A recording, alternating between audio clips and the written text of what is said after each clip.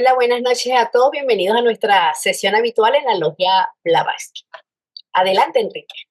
Gracias. Muchas gracias, Caro.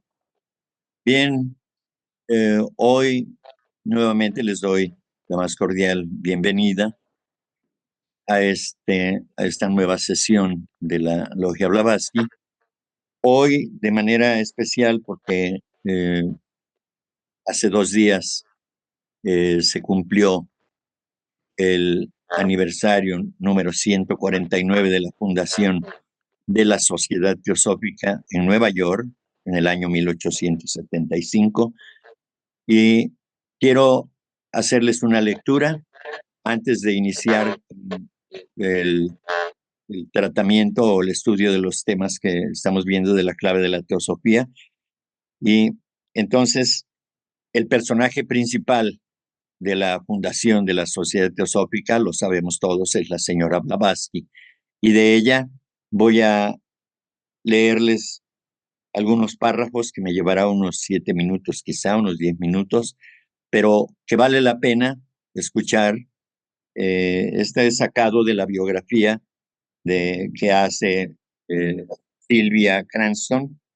Y bueno, entonces, sin más, voy a leerles lo que se dice de la señora Blavatsky como figura principal del movimiento teosófico, inspirada ella o inspirado el movimiento por los maestros de sabiduría que nosotros conocemos, como el maestro Moria, como el maestro Kuthumi, que fueron los maestros directos de la señora Blavatsky, más específicamente el maestro Moria. Y bueno, entonces, en su biografía encontramos lo siguiente. Presentemos ahora a Madame Blavatsky, la grande, quizá la pionera más grande que represente la tradición de la realidad alternativa en los siglos XIX y XX. ¿Quién era ella? Primero de todo, ella era una mujer, y eso quiere decir mucho. Ella se sobrepuso a las limitaciones de su género impuestas en su tiempo y llegó a ser valientemente independiente, libre y una persona con motivaciones propias por derecho. Jamás abandonó esas metas en toda su vida. En su época, las mujeres y los oficios intelectuales y espirituales se consideraban incompatibles. Sin duda, eran como agua y fuego, no se podían mezclar. Junto a un pequeño puñado de mujeres del siglo XIX que llegaron a ser líderes espirituales, H.P. Blavatsky desafió este poderoso prejuicio de su época. Segundo, ella era una rebelde contra la sociedad cuando la enfrentaba y contra la religión cuando la experimentaba, contra los convencionalismos y la hipocresía en todas sus formas. Su rebeldía, sin embargo, jamás fue predominantemente política o con fines socioeconómicos. Ella fue atrapada en el fervor romántico del Renacimiento italiano y bien podría haber peleado en el ejército de Garibaldi por la libertad y unificación de Italia.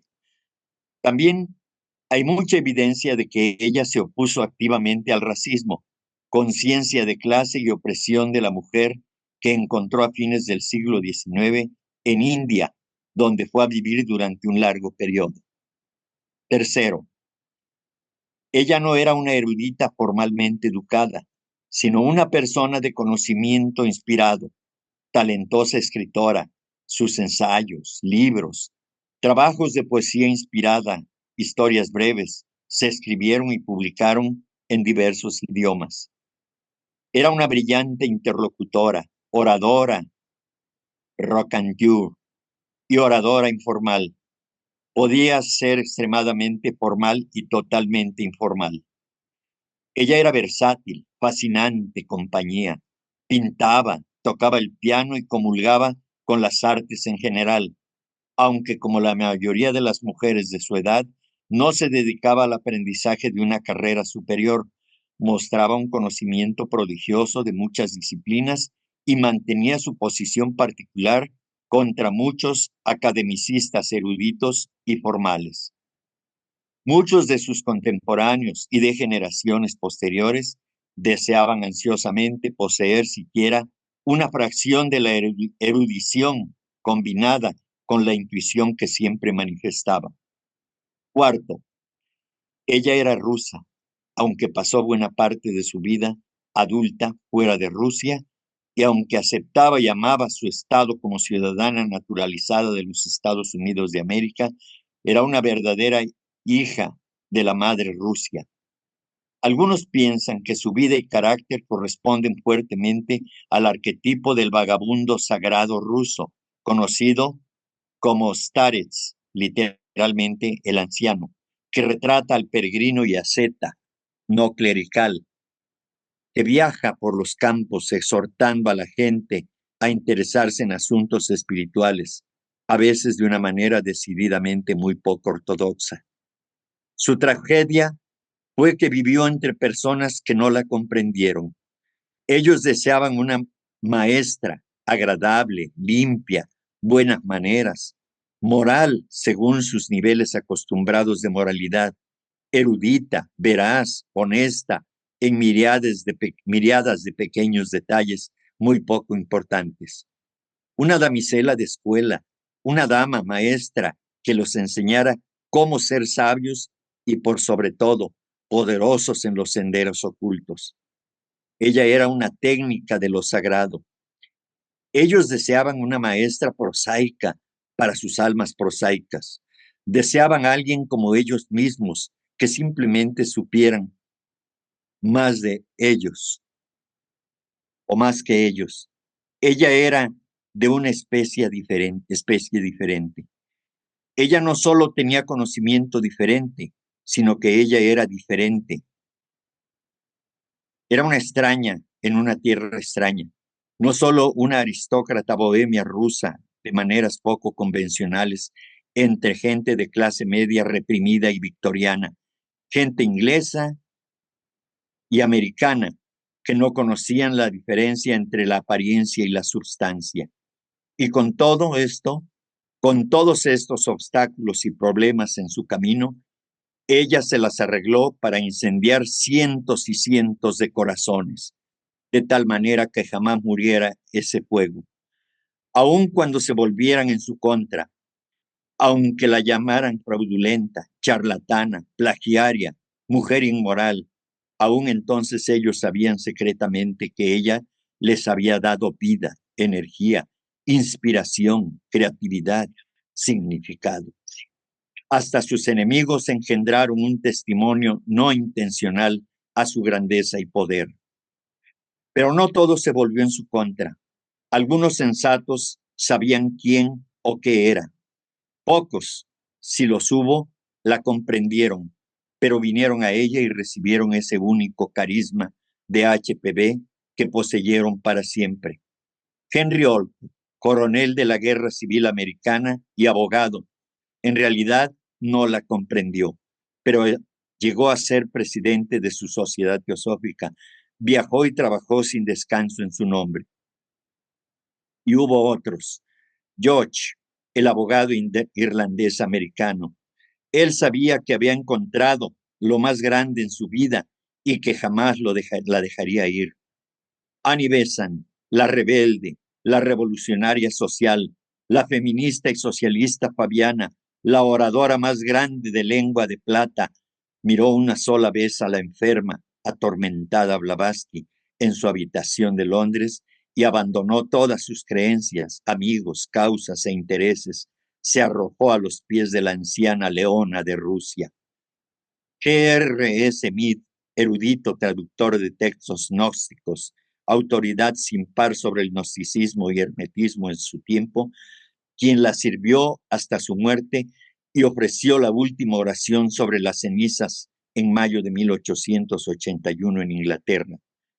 Y todos los demás, cientos y miles, poetas, artistas, eruditos, periodistas, clérigos, políticos, hombres de Estado y labriegos de todos los senderos de la vida, Todos vinieron y muchos continuaron lo que ella comenzó durante su vida. La influencia de Blavatsky, tanto durante la vida como después de la muerte, fue mucho mayor de lo que pueden advertir hasta sus más fervientes admiradores. A ella le importaban un comino las vacas sagradas y convenciones de Europa, América o India, sino que era alguien. Ella, ella misma. Ella era HPV. Ella siguió su estrella, vivió según su visión, murió por su misión. Ella vino de la aristocracia imperial rusa y reunió a los nobles de espíritu. Fue la gran abuela de la nueva era. Hindúes y budistas en la India y Ceilán la reverencian porque ella restauró su autoestima, dañado por la arrogancia colonial. Muchos espiritistas no la querían porque les demostró que ellos mismos eran espíritus y en consecuencia no tenían necesidad de comunicarse con supuestos espíritus de los muertos. Si viviera hoy, deploraría los medios modernos, llamados canales, y tantas insensateces, su palabra favorita de mofa. Nuestra discusión se dedicó aquí respecto de quién era ella. La razón es porque lo que ella hizo y logró fue el resultado natural de quién era. Sus numerosos libros, incluyendo La Doctrina Secreta, el movimiento teosófico que ayudó a fundar en 1875 y que aún está vigente, la inspiración que traspasó a innumerables corazones devotos y mentes fuertes. Todo eso fue, es y será por quien ella era. ¿Y quién era ella entonces? No lo sabemos. Posiblemente jamás lo sepamos. Ella permanece en el noble misterio, pero hay algo más que sí sabemos, y es que aquellos que no están agradecidos por lo recibido seguramente no merecen más bendiciones. Por eso nos incumbe hoy expresar gratitud por quien fue ella y lo que nos dio, por lo que nos produjo. Nadie regresaba del círculo mágico de su compañía sin haber cambiado. Hasta hoy, aquellos que se han acercado a la llama que ella una vez ayudó a alimentar, se han sentido ayudados poderosamente por su inspiración. Debemos agradecerle hoy y hasta el fin de nuestros días. Gracias, Elena Petrovna. Gracias. Muchas gracias. Es así como de mi parte puedo rendir un homenaje a este gran ser humano que nos dejó tan grande legado. Un legado que es difícil de asimilar, pero que sin embargo, en nuestra intención de progreso espiritual y tratando de borrar de nuestra personalidad, de quitar aunque sea un poco del egoísmo que representa una especie de basura que nos enturbia el alma. Trataremos de continuar por este sendero, aprendiendo, desde luego, nos tropezaremos, nos caeremos, nos desviaremos, pero una y otra vez hemos de volver a esa luz espiritual que ella representó y que representa y que seguirá representando porque es una mensajera de la divinidad, es una mensajera de los maestros, de los sabios de Oriente y de todos los tiempos. Así que esa es mi pequeña contribución para este gran ser humano, Elena Petrovna Blavatsky. Entonces el tema es, para hoy, ¿es la sociedad teosófica un negocio para hacer dinero? Y la pregunta dice, ¿han sacado alguno de los dos fundadores, el coronel Henry Steele Olcott o H.P. Blavatsky, dinero, provecho o beneficio mundano gracias a la sociedad teosófica, como dicen algunos periódicos? Y la respuesta es, ni un solo penique. Los periódicos mienten.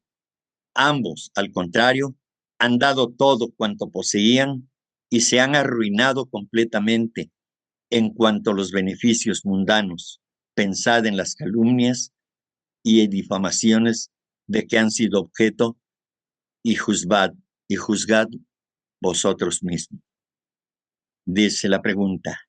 He leído, sin embargo, en gran número de órganos de los misioneros que los derechos de entrada y las suscripciones cubrían todos los gastos con creces, y uno de aquellos decía que los fundadores sacaban 20,000 libras al año. Ahora la respuesta. Ese es un cuento, como tantos otros. En las cuentas publicadas en enero de 1899 hallaréis la cantidad exacta de todo el dinero recibido por cualquier concepto desde 1879. El total recibido por todos los conceptos, derecho de entrada, donaciones, etcétera, durante esos 10 años no llegan a 6,000 libras, y gran parte de esta suma, producto de sus recursos privados y de sus trabajos literarios, o sea, en este caso de Blavatsky, fue entregada por los mismos fundadores. Todo esto fue reconocido pública y oficialmente hasta por nuestros enemigos de la Sociedad de Investigaciones Psíquicas, y ahora encuéntranse ambos fundadores sin un penique, es decir, Olcott y Blavatsky. Uno de ellos, demasiado viejo y enfermo para trabajar como lo hacía antes, sin poder dedicar tiempo o entregarse a tarea literaria alguna que pudiese auxiliar con dinero a la sociedad. Solo escribe en defensa de la causa teosófica. El otro sigue trabajando por esta como antes, sin que tampoco se los agradezcan. Aquí se está refiriendo obviamente a ella misma, a la señora Blavatsky, y al coronel Olcott. El coronel Olcott escribía en un periódico en Estados Unidos cuando conoció a Blavatsky, y bueno, entonces estas referencias de los escritos son tanto a ella como a él, que eran los dos miembros que más eran atacados en ese momento por ser las cabezas más visibles. Eran los líderes que encabezaban el movimiento teosófico, y entonces estaban, desde luego, enfrentando su propio karma, el karma de ese momento y el karma por el que estaban ahí haciendo esa labor de dar a conocer los objetivos fundamentalmente y las enseñanzas de los maestros. De ello, como sabemos, se encargó la señora Blavatsky.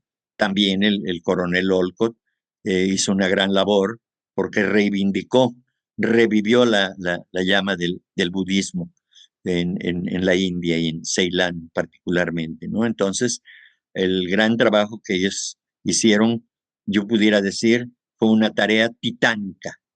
Y cuando decimos titánica, quiere decir que se requiere un gran poder, una gran fuerza de carácter para poder enfrentar todo lo que ellos vivieron en su tiempo, sin dinero, sin los medios suficientes. Afortunadamente, diré, todas esas pruebas fueron superadas porque aquí y allá, ayer y hoy, siempre ha habido almas generosas que de alguna manera se involucran en este movimiento y que aportan de su dinero, de su trabajo, de su esfuerzo, de su vida para poder hacer que este movimiento continúe. El año próximo se cumplirán 150 años de la fundación de la Sociedad Teosófica, y es de ello que se está hablando aquí precisamente. No, la Sociedad Teosófica nunca ha sido, y no lo es ahora, un negocio, un lugar para hacer negocio, por supuesto que no, o un negocio para hacerse ricos, como dice aquí, para hacer dinero, no. A quienes nos ha tocado vivir más intensamente este trabajo, porque nos ha tocado dirigir una sección nacional o una logia o estar involucrado desde hace tantos años, como son algunos hermanos, entre ellos Miguelito, que está aquí presente. que tiene muchísimos años, más de 60 años, perteneciendo a la Sociedad Teosófica.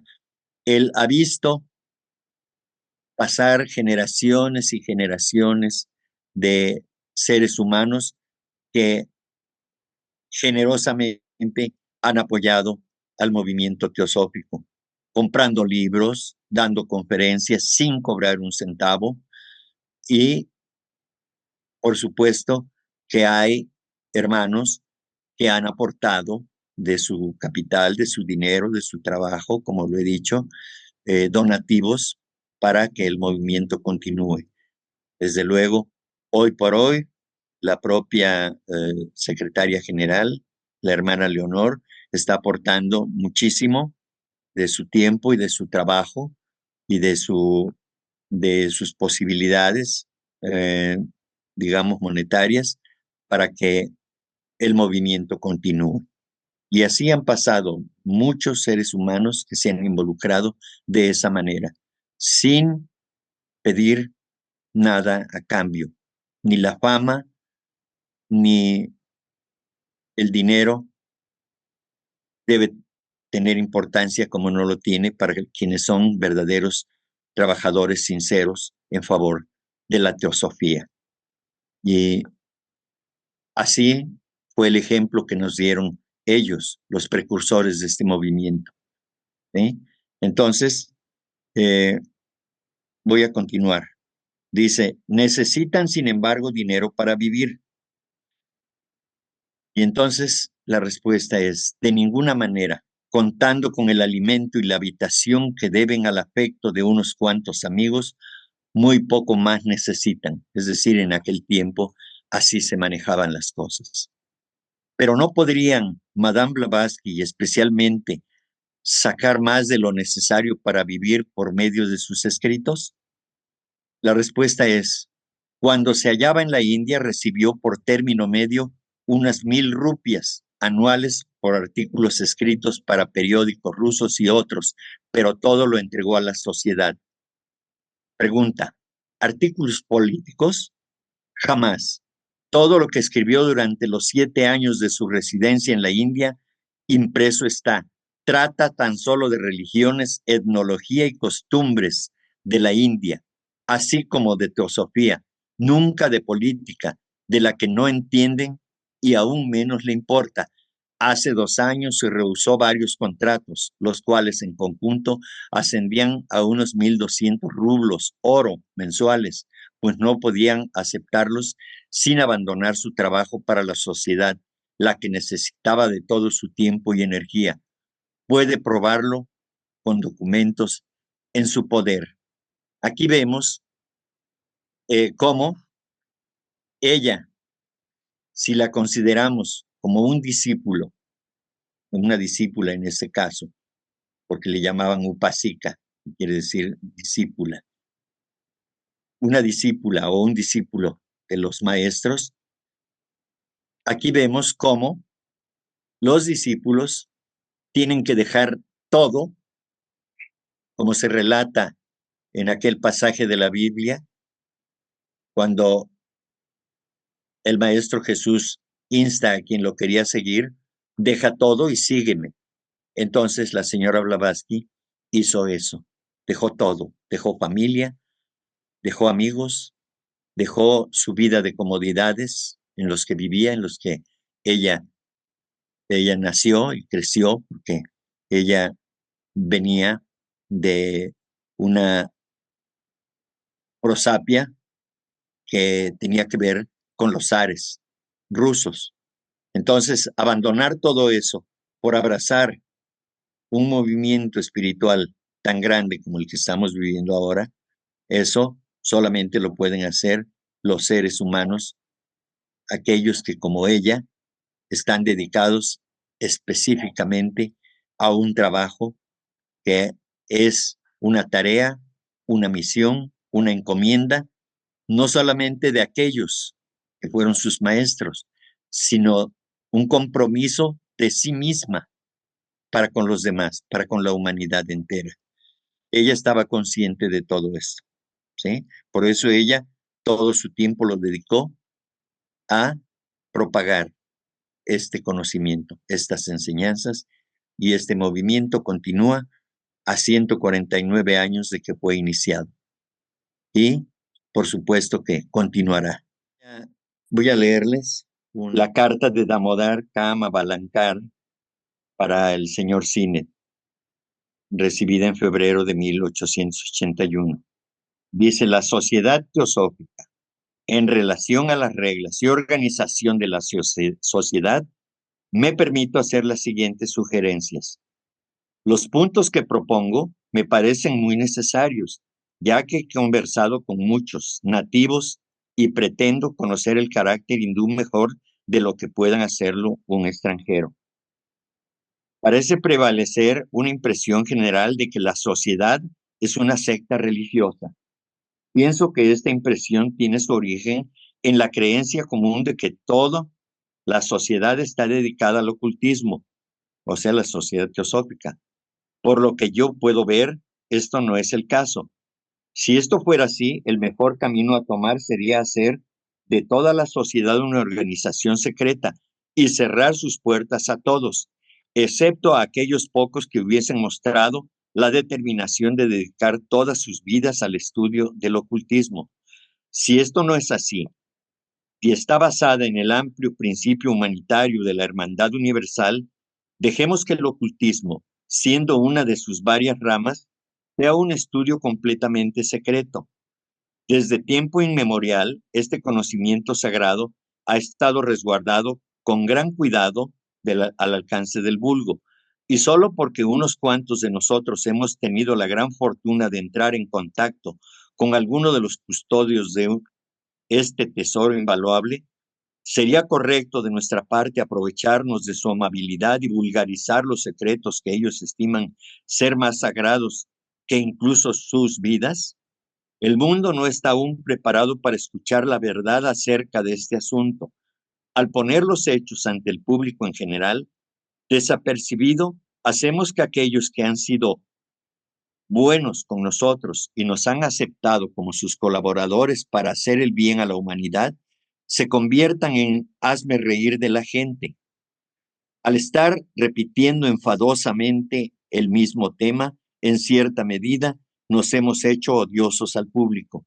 Hemos llegado incluso al extremo, inconscientemente, de hacer que el público crea que nuestra sociedad está bajo el único mando de los adeptos, mientras que el hecho es que toda la dirección ejecutiva está en manos de los fundadores y nuestros maestros solo nos asesoran en casos raros y excepcionales cuando existe una gran emergencia. El público pensó que debió haber interpretado mal los hechos al ver errores en la dirección de la sociedad, algunos de los cuales pudieron muy bien haberse evitado por el ejercicio del ordinario sentido común. De aquí que llegaran a la conclusión de que o bien los adeptos no existen, o si ellos existen, no tienen conexión con nuestra sociedad, y por lo tanto nosotros somos impostores deshonestos, o si ellos tienen alguna conexión con la sociedad, solo deben ser los de un grado muy inferior, puesto que bajo su dirección se cometen tales errores.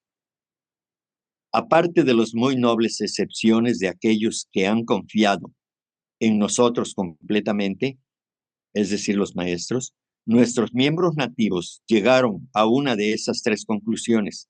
Es por lo tanto necesario, en mi opinión, que cuanto antes se adopten las medidas necesarias que eliminen esas sospechas, y para lograr esto solo veo una alternativa. 1.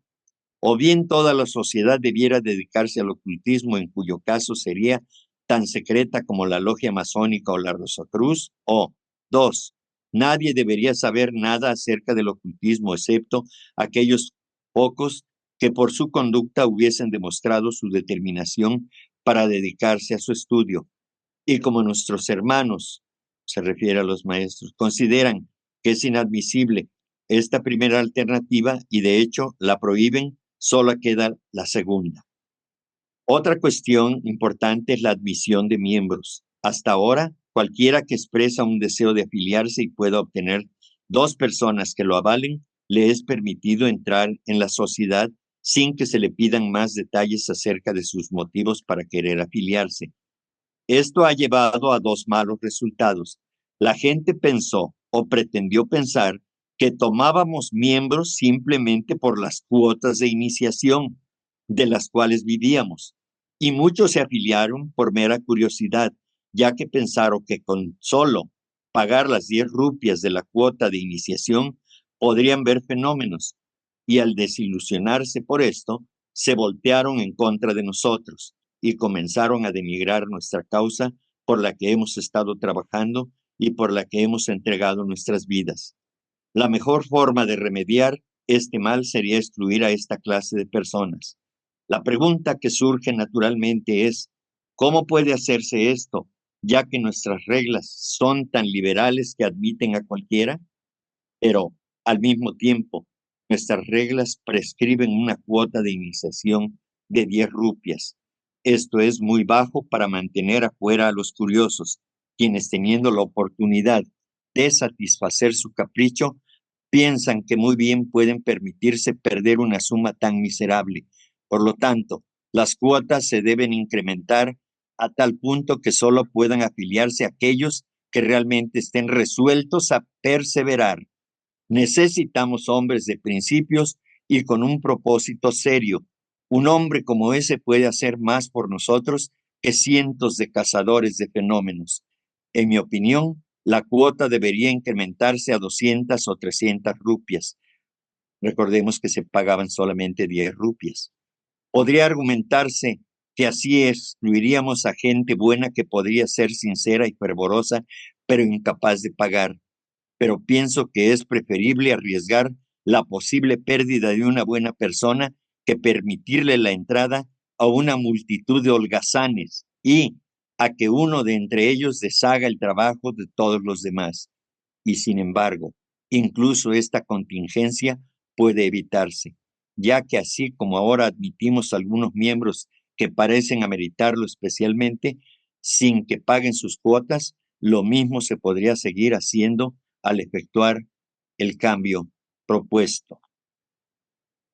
Damodar K. Mavalankar, miembro de la Sociedad Teosófica, respetuosamente sometido a la consideración del señor Cine. Entonces, esto es digamos, un mensaje que nosotros podemos interpretar y cada uno de nosotros debe adecuarlo a lo que está viviendo en este momento. Cada quien puede definirse a sí mismo en qué lugar está con respecto a lo que se menciona en esta carta. Somos herederos de un trabajo, de un esfuerzo, de muchos seres humanos que lo han dado todo.